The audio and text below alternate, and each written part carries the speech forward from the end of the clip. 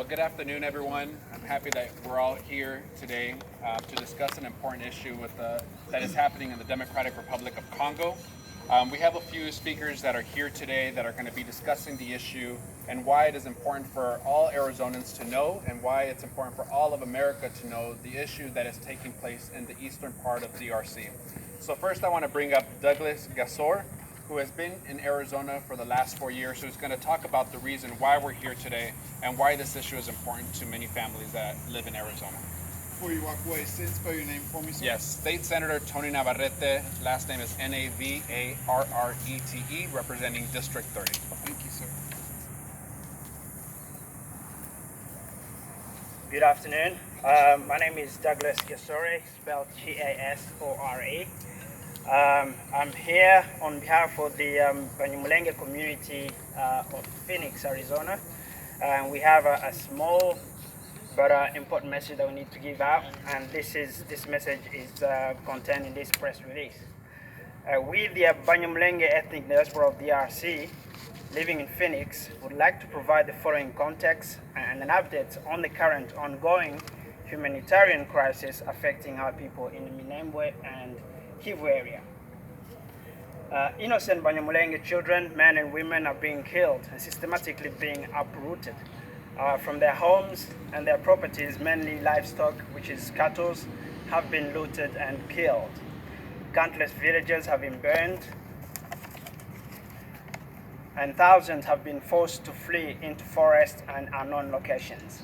It is estimated that around 40,000 people of Banyamulenge ethnic have been displaced in the Minembwe center area. Right now, as we speak, they are at the mercy of the element without any adequate shelter, blankets, and warm clothing. Food needs and medical is currently at a very critical need right now. So we are here today to ask the international community for humanitarian assistance first and foremost, but also we're asking for a lasting peace in the DRC in general, but also for the Banyamulenge community in particular. The Banyamulenge have seen and have been through a lot of a share of atrocities perpetrated against them due to their ethnicity over the years. I think it's time that we call it a day, and this needs to stop. We are asking for justice and accountability for the atrocities committed against Banyamulenge and other communities in the Congo area as well. We would like to note that we welcome the statement of our new president, Felix Tshisekedi, which was made on June 30th in the Ituri area, which he expressed, and I quote, he expressed that he is committed to end armed conflict in the Congo, in Ituri region and Minembwe area in particular. But also we would like to recognize and welcome the statement made by the DRC Army Commander, General Gabriel Amisi Tango 4, which was also made in July 2009 when he visited Minembwe in particular.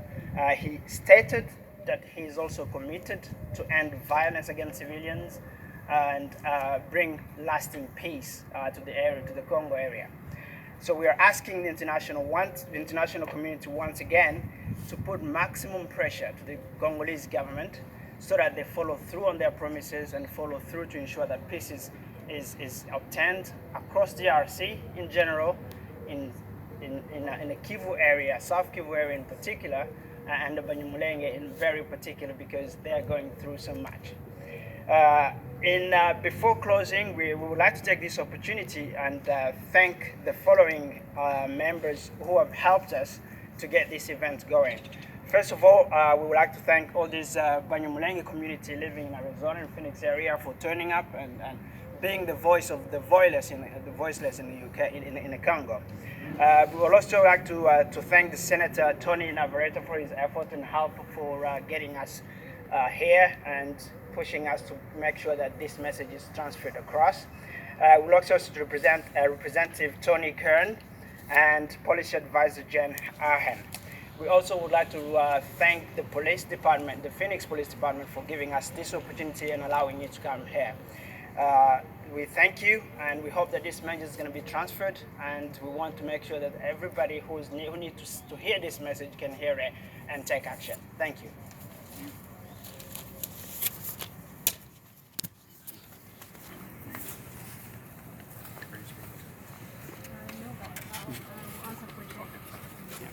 So again, State Senator Tony Navarrete, the community behind you is truly organizing, not only here in the state of Arizona, but all across the country.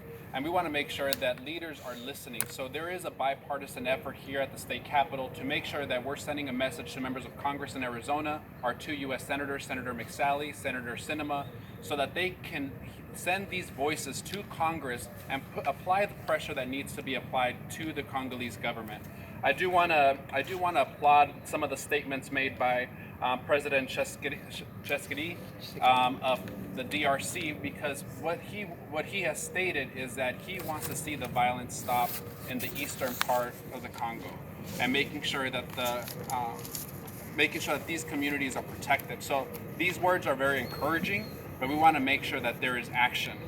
That these aren't just words, but that there's truly action and justice for the thousands of lives that have been taken at the hands of simply not wanting to see someone as a human being. So again, I want to thank those behind me that are here today, that are fighting day in, day out, because every single person here is connected still to the DRC. They have family there, they have friends there, and they are not going to stop. So right now I want to bring the leader of the community, Jolie, up to answer any questions that you may have. And your name is? Jolie, Jolie. Again, entonces. Nabigondo, Nabigondo. Just give me a ballpark number of how many people are affected in the Congo.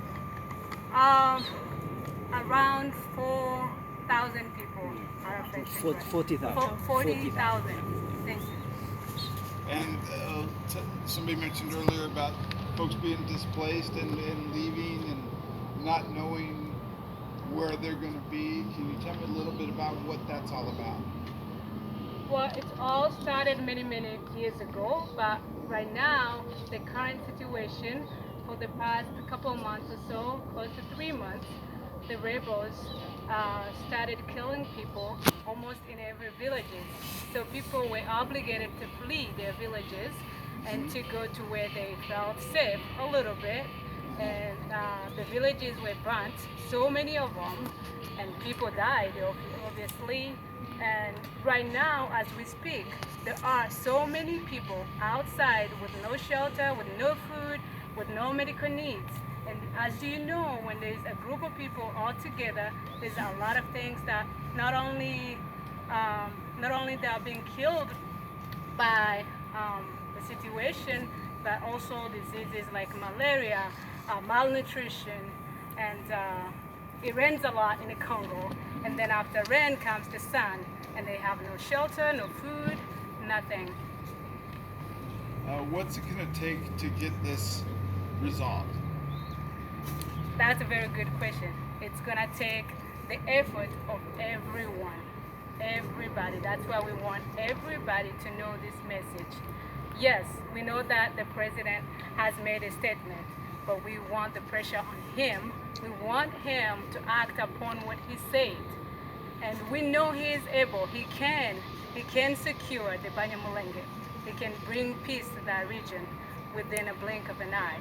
And he can start by providing food and shelter, and then bring peace and justice to those who have lost their loved ones, their homes, their belongings.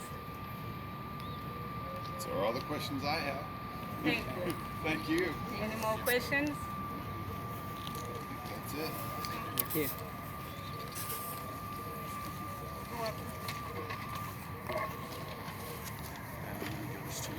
Thank you. This is yours. Thank you, sir.